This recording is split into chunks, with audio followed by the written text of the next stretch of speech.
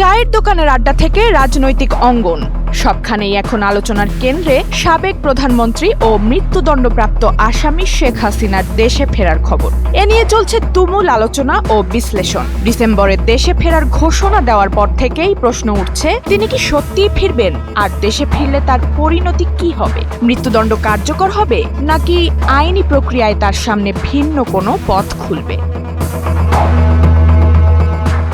এ বিষয়ে বেসরকারি television channel ২১ টিভির একটি অনুষ্ঠানে কথা বলেন ব্রাহ্মণবাড়িয়া ২ আসনের সংসদ সদস্য ব্যারিস্টার রুমিন ফারহানা। শেখ হাসিনার দেশে ফেরা এবং মৃত্যুদণ্ড কার্যকরের বিষয়টিকে একটি জটিল রাজনৈতিক পরিস্থিতি হিসেবে উল্লেখ করে তিনি বলেন, it's a complicated political situation.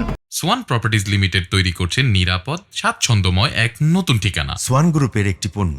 Sheikh হাসিনার মৃত্যুদণ্ড কার্যকর হবেই এমন নিশ্চয়তা দিয়ে আমরা কিছু বলতে পারি না।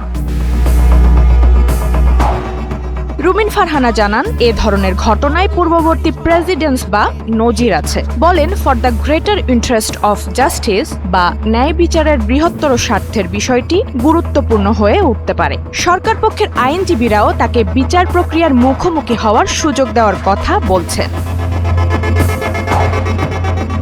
রুমিন ফারহানা আরও বলেন, বিষয়টির সঙ্গে আন্তর্জাতিক নানা দিক জড়িত। পাশাপাশি আওয়ামী লীগ একটি বড় রাজনৈতিক দল, তাই দলীয় ও রাজনৈতিক চাপের বিষয়টিও বিবেচনায় আসবে। বাংলাদেশের সাধারণ কোনো আসামির বিচার যেভাবে হয়, শেখ হাসিনার ক্ষেত্রে বিষয়টি সেভাবে দেখার সুযোগ নেই। তিনি বলেন, এটা তো আর আসলে কুদ্দুস বা রহিম না যে আপনি ধরলেন আর ফাঁসি দিলেন। বাংলাদেশের মতো দেশে কুদ্দুস বা রহিমের বিচার যেভাবে হয়, শেখ হাসিনার বিচার সেভাবে হবে না।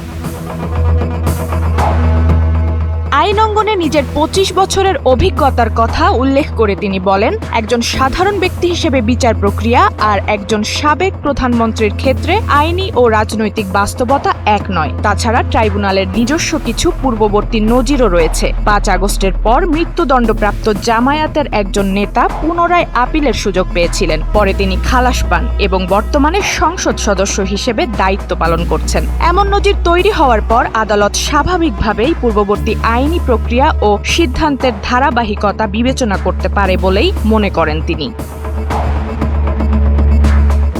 বর্ষা বিশ্বাস, এনপিবি।